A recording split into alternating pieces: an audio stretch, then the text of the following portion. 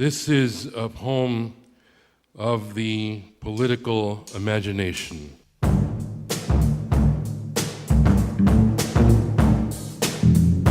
There was a time when it was very difficult to have a conversation about the prison industrial complex.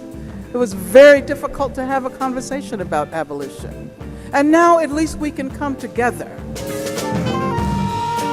This is the year that squatters evict landlords, gazing like admirals from the rail of the roof deck or levitating hands in praise of steam in the shower.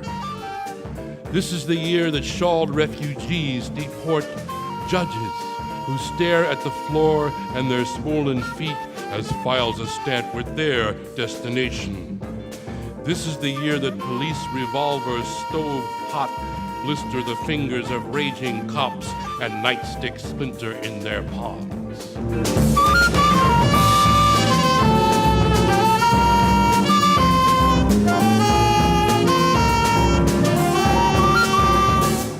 What are we going to do with these moments now? Where are we going to go? Where is mass organization? Who's organizing? And I think we believe in being artists connected to a community, and that there's this emancipatory space that's built out of the work that we're creating, and creating the art and marching in the streets and doing civil disobedience, like all of that works towards the same goals, and it's in partnership and relationship to each other.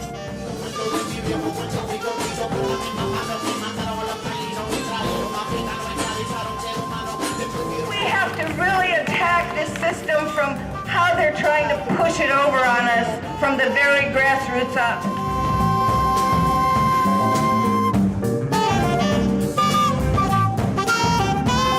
People have a sense that something different can be achieved through the power of our collective activism. We are a powerful community. We are a powerful community. This is the year that dark-skinned men lynched a century ago return to sip coffee quietly with the apologizing descendants of their executioners. This is the year that those who swim the borders undertow and shiver in boxcars are greeted with trumpets and drums at the first railroad crossing on the other side. This is the year that the hands pulling tomatoes from the vine uproot the deed to the earth that sprouts the vine, the hands canning tomatoes and name them the will that owns the bedlam of the cannery. This is the year that the eyes stinging from the poison that purifies toilets awaken at last to the sight of a rooster-loud hillside pilgrimage of immigrant birth. Let us not be afraid to imagine the most radical possible futures. The process of imagining radical futures with prospects for freedom requires us to stretch our minds and our vocabularies, and to recognize that even if prison abolition or the eradication of violence cannot be achieved in our lifetimes, let us stretch our imagination much further than our lifetimes, further than the lifetimes of our children or grandchildren or even great-grandchildren.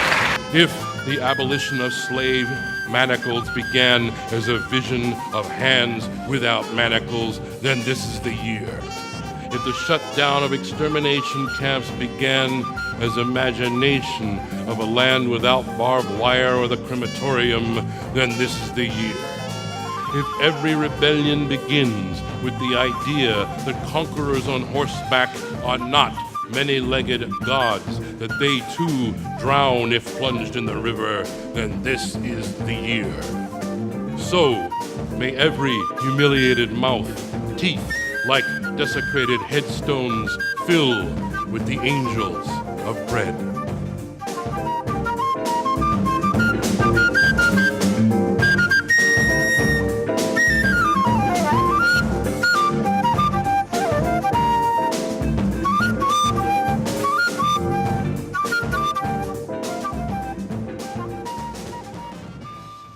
What is now proved was once only imagined.